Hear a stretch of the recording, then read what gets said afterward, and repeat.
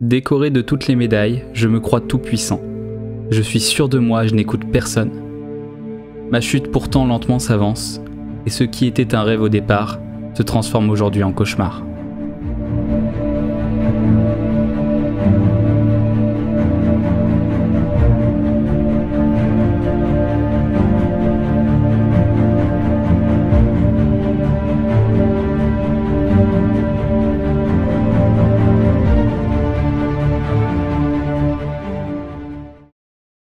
J'ai d'abord été embauché à Grota, en Islande, pour finalement être viré à l'issue de ma saison. J'ai ensuite été pris à Gottjod, en 4ème division suédoise, où je suis passé de la 4ème à la 2ème division. Cette année, si mon équipe joue bien, je pourrais monter en 1ère division et jouer les places pour la Ligue des Champions. Je m'appelle Sylvain Dumas, et j'ai décidé en 2019 de devenir entraîneur de foot. Tout se passait bien jusqu'à présent, j'étais bien classé à la 5ème journée, puis je me suis mis à enchaîner les défaites. Le 29 mai 2022, j'arrête la machine. J'arrive plus à gagner depuis 7 matchs, je suis 10ème et rien ne fonctionne correctement. Les supporters critiquent ouvertement ma tactique, mais en vrai je comprends pas. Elle a marché jusque-là. J'essaie donc de l'appliquer une dernière fois, avant éventuellement d'en changer. Et je sortais victorieux de mon match. Malgré cette victoire 5-2, j'avais quand même l'esprit ailleurs. Après avoir joué 14 matchs, j'étais 8ème de la ligue. C'était en soi pas dégueu par rapport à ce que les bookmakers prévoyaient, mais j'espérais quand même mieux. Mon 15e match, je le jouais contre le premier, celui qui avait seulement perdu un seul de ses matchs et qui avait une différence de but à en faire rêver plus d'un.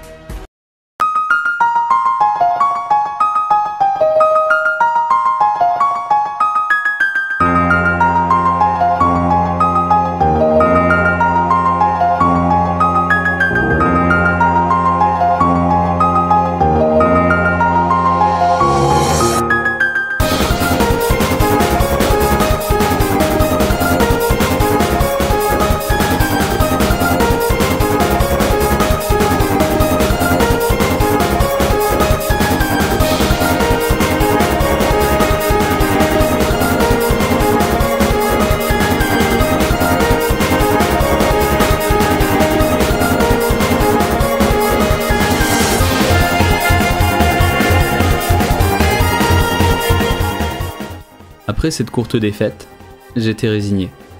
Il fallait recruter pour avancer. Et alors que mon 16e match approchait, je m'impatientais. Je voulais entraîner en France.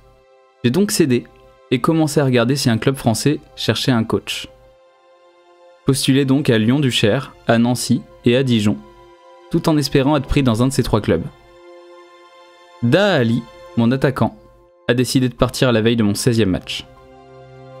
Et là, je devais très vite trouver de nouvelles pépites et réorganiser mon groupe.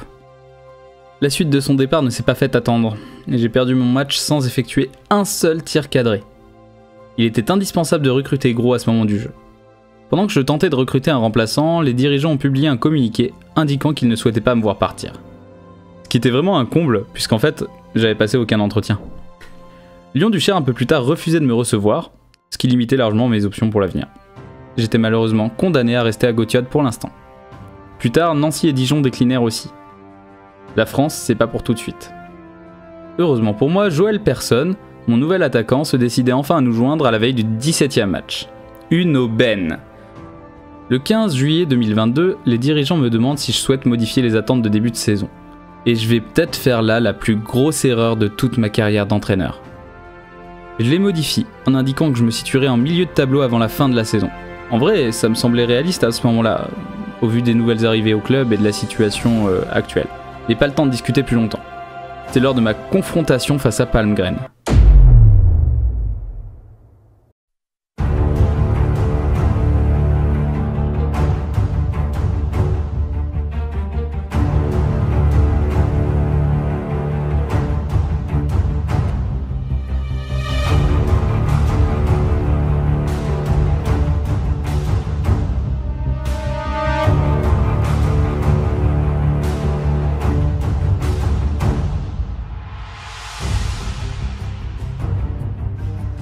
J'avais pas réussi à gagner ce putain de match, mais bon, j'avais au moins un point.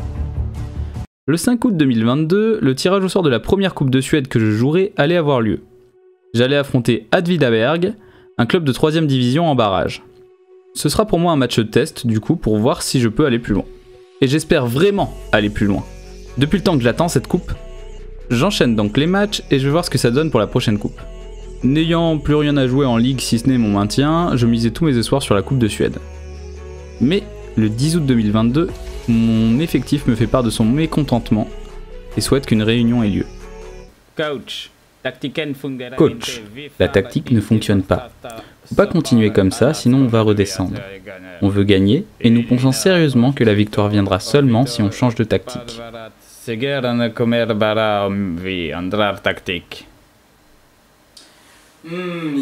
Je vous ai compris. Je vous ai compris. Mais on va rien changer. J'ai confiance en ma tactique, mais j'ai surtout confiance en vous.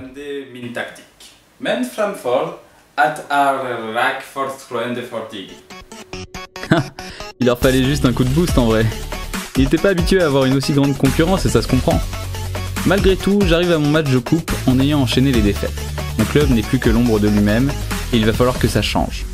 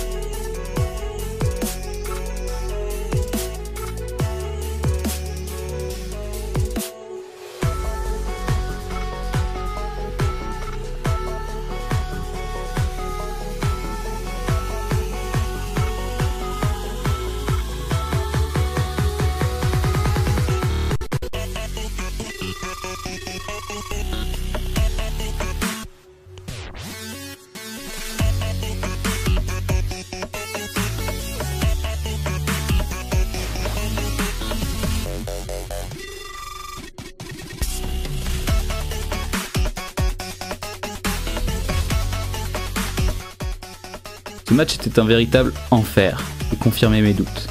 Ma formation n'était plus du tout la bonne. Il fallait que je revienne aux sources et que je fasse un nouveau 4-2-3-1. C'était une défaite pleine de conséquences pour moi. J'étais encore une fois dépité. Mais il fallait quand même avancer. Mon nouveau 4-2-3-1 prêt, j'allais essayer ça contre Falkenberg, 7ème de 2ème division. Et j'arrivais pas à gagner. Mon attaquant était muet depuis plein de matchs, et je n'avais peut-être pas choisi le bon et ça m'agaçait.